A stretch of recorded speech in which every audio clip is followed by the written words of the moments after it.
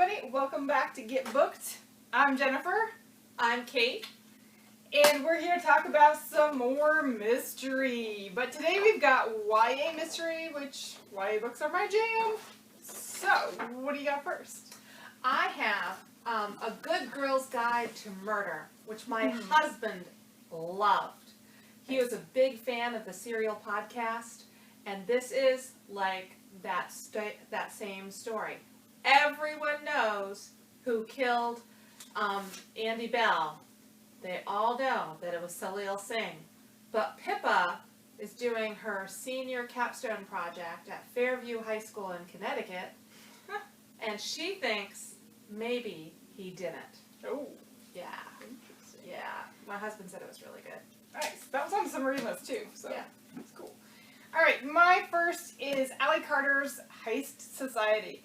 So I've been in love with Allie Carter's books forever, and this one was a major part of that. She also writes the Gallagher Girls series, which is a spy boarding school, which is also really good. So Kat, when she was 15, she comes from a con artist family, and when she was 15, she said, I'm out. She cons her way into a boarding school, and then her best friend destroys that in 2 weeks. So she's sucked back into the family life. She has to plan the perfect heist in 2 weeks, or there's going to be trouble. Really good. You never know. I never saw these twists coming. And there are, I think, 3 books in this. I always want her to go back and write more because they're so good. And there's a cute guy, and he's a potential love interest, potential not. It's just really fun. Fake ID. The fake ID is because Nick Pearson isn't his real name, but the crimes that got his family into witness protection seem to keep following them. Ooh. Yes, so he and his sister have to figure it out. Yikes. Yes. That sounds trouble. Yeah. So I can't talk about Allie Carter without talking about Jennifer Lynn Barnes. And they're also really great friends, so it's kind of funny. They write kind of similar-ish. Jennifer Lynn Barnes has a series called The Naturals, which this is the second book in the series.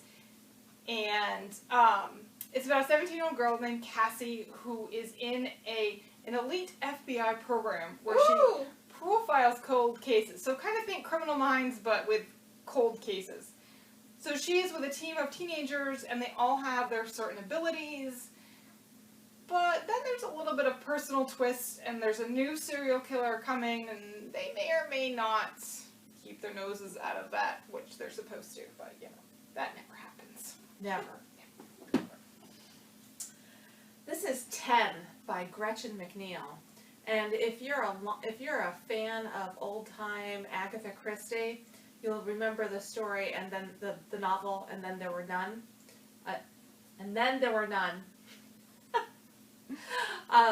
Where 10 people are stranded on an island during a storm, and all of a sudden they start dying. Same thing here.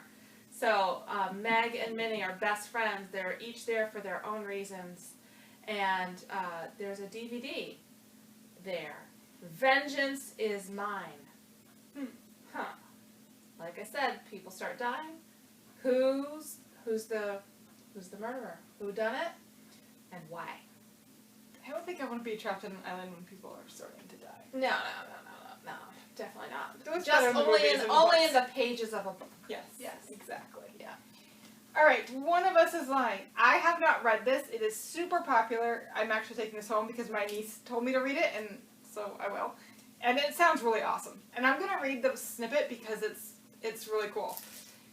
Alright, Monday afternoon, 5 students in Bayview High walk into detention.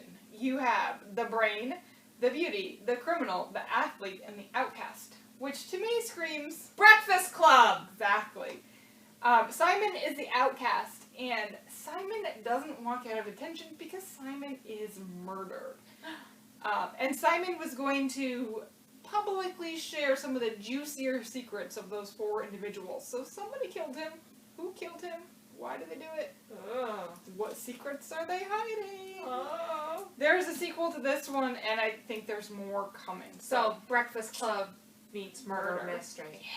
Okay. Yeah. Cool. Okay. I really love this one. It's called Tokyo Heist. It's 16-year-old Violet. Her dad is an avant-garde artist. He's received a commission for the Yamada family in Tokyo, Japan, and he's invited Violet to come along for the summer. So she's going to have a summer vacation in Tokyo. Like, who gets to do that? And so she's there, and she makes friends. But the Yamada family has some very valuable Van Gogh sketches, and they disappear. Ooh. And Violet has to find out who done it. I've been meaning to read that for years. Yeah. I like a good heist. Yeah. And art. Heist and art in Japan. Sounds Some perfect. world travel here. Great. Sounds Yeah. awesome. All right, my next book is The Devil's Breath. This is by David Gilman. And this came out years and years and years and years ago. Okay, no, well, 2007. Years. It was really good. I absolutely loved it. But they talk about it much better here than I could, so I'm just going to read this part. His father is missing. He is an assassin's target. He has one clue and no time. And someone wants him dead. Ooh. So I do remember that he's in England. There's an assassin that comes from a boarding school. He goes to Africa where his father was last seen, and he meets up with a boy, and together they sort of tag team what's going on. There's lots of action, lots of danger, really fast-paced, lots of fun. Speaking of assassins and boarding schools, there's Killing November. And November is the daughter of some world-class assassins. And her boarding school is all children of world-class assassins and spy types. And they don't have modern amenities because they have to learn how to survive. And it takes the meaning of cutthroat to the next level, let me tell you. I think of it as dark Hogwarts. There's no fantasy going on, but there's some very dark stuff going on at this particular assassin boarding school. Hard pass. Hard pass. I like my amenities. I like, toilets and beds and things like Yeah, that. I think they have beds, but not electricity. Oh, no. Yeah. No. Yeah, it's hard. All right, this one actually goes for 2 squares. It is a Sherlock Holmes read-alike. So Locke and Mori they in together at this park. There's a murder at the park. Mori is James Moriarty, who is a girl, and Sherlock Holmes is the Locke character. So they come across the crime scene and they challenge each other to solve the case first, but they have to share secrets. And Mori isn't sharing all that she knows, and it doesn't go well. Ooh. All right. Yet another boarding school. It's a good theme. It's a scene, yeah. All kinds of things can happen when your parents aren't around, right? Exactly. Yeah, get them out of the way somehow. So,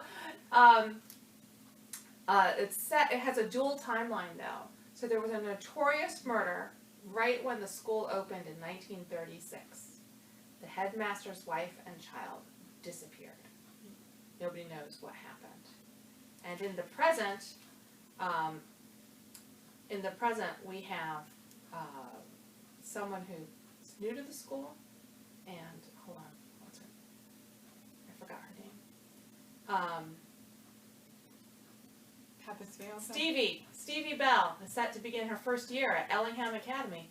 She has an ambitious plan. She will solve this cold case.